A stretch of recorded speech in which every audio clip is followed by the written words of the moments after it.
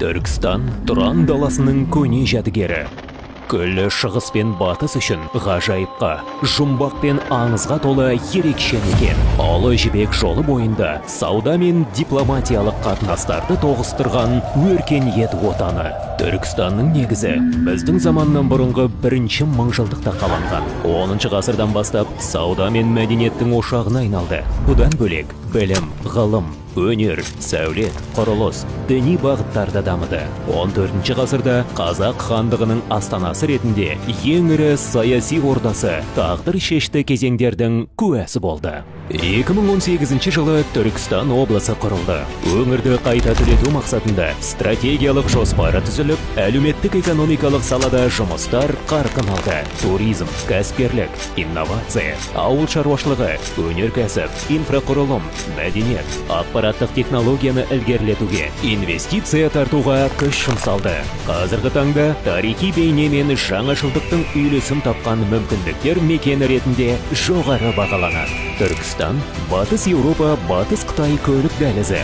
Халықаралық тасымалдың ең қысқа жол торабы. Қалада Әзірет Сұлтан халықаралық әуежайы орналасқан. Сағатына 450 жолаушы ұшып қонса, жылына 3 миллион жолаушыны қабылдай алады. Қазіргі таңда Түркістаннан Стамбул, Абу-Даби, Кувейт қалаларына халықаралық тікелей рейстер бар. Темір жол вокзалы айына 80 мыңнан 100 мың арасында жолаушы тасымалын орындайды. Өңір көлемінде 1780 тарихи мәдени нысан бар. Ең танымалы Қожа Ахмет Яссауи кесенесі. Ел руханиятының мызғымас діңгегі мен қазығы саналатын архитектуралық ескерткіш ЮНЕСКО-ның бүкіл әлемдік мұра тізіміне енген. Ғимарат мұсылмандық сәулет өнерінің ғажап әрі дара үлгісі. Кесене мен оның аумағында 21 хан, 8 сұлтан, 59 батырдың сүйектері жерленген. Сауран 13 ғасырдың ортасында әрі сауда орталығы және Ақ Орданың астанасы болған. Құпиялы ескерткіштің мұнаралары мен қабырғалары осы күнге дейін сақталған. Әлемдік өркениет тарихында Отырар қаласының алар орны ерекше. Ежелгі шаһар Ұлы жібек жолының бойында мәдениет пен сауданың ажырамас бөлігі болды. Бұл өлкеде шығыстың Аристотелі атанған ғұлама Әбу Насыр әл-Фараби дүниеге келген. Қалашық ежелде Тарбан, Тұрарбан, Фараб атауларымен белгілі.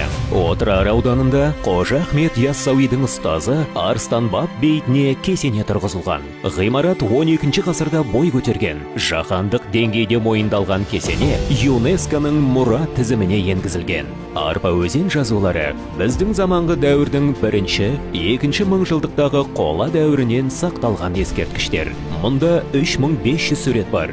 Оралдай петроглифтерінде бабалардың әлеуметтік құрылымы, ритуалдар мен салттар, соғыс құралдары, жануарлар, жабайы аңдар көрініс тапқан. Өңірде табиғаттың өздігінен пайда болған, мемлекет тарапынан қорғауға алынған құнды табиғи кешендер көп. Жұмбағы толық ашылмаған Ақмешіт үңгірі кез келген жанды қызықтырады. Үңгірдің бір ерекшелігі жазда салқын, ал қыс мезгілінде жылы атмосфераны ұстап тұрады. Киелі жерді көзбен көріп, өзінің рухани болмысын байыту үшін алыс жақын шетелден келетін меймандар қатары күн санап артуда. Облыста 4 табиғи аумақ мемлекет қорғауына алынған. Қаратау бөктерінің таза ауасы, Сырдарияның сарқыраған өзені мен Бұхар бұғылары, Ақсу жабағылының көркем шатқалдары мен тұмса сұлулығы, Сайрам өгемнің ландшафты мен тас мүсіндері туристердің ең сүйікті демалыс нысандары. Парктер мен қорықтардың әрбірі сирек кездесетін қызыл кітап тізіміндегі флора мен фаунаға бай. Сарыағаш шипажайлары денсаулық пен демалысты үйлестіретін тамаша орын. Минералды суы, асқазан ішек жолдары, бауыр мен өт, зат алмасу бұзылыстары, тері және жүйке жүйесі ауруларына ем. Түркістанда гастрономиялық туризм өте жақсы дамыған. Туристер ұлттық тағамдардан дәм татып қана қоймай, мәдениеті және салт дәстүрімен танысады. Түркістан агро саласында Қазақстандағы жетекші әрі көшбасшы өңір. Келушілер фермерлік дәстүрлік турларға қатысып, ұлттық сусындар өндірісімен, егін шаруашылығымен, жергілікті өнімдермен танысады.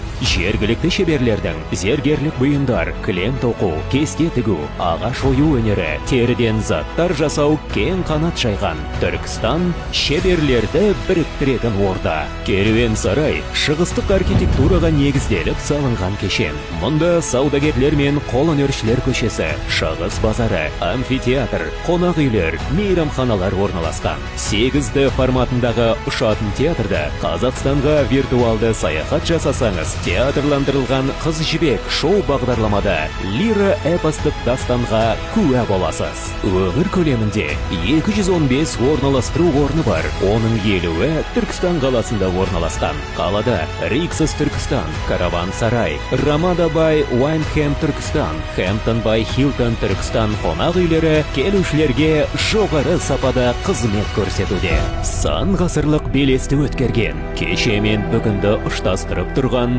түркілердің төрі, қазақ елінің бой тұмары Түркістанға келуге асығыңыз. Сізді киелі жерде рухани кемелдену, ұлттық құндылықтар, тарихи мәдени орындар күтіп тұр. Түркістанды көр, өткенге сапарла, тарихты сезін.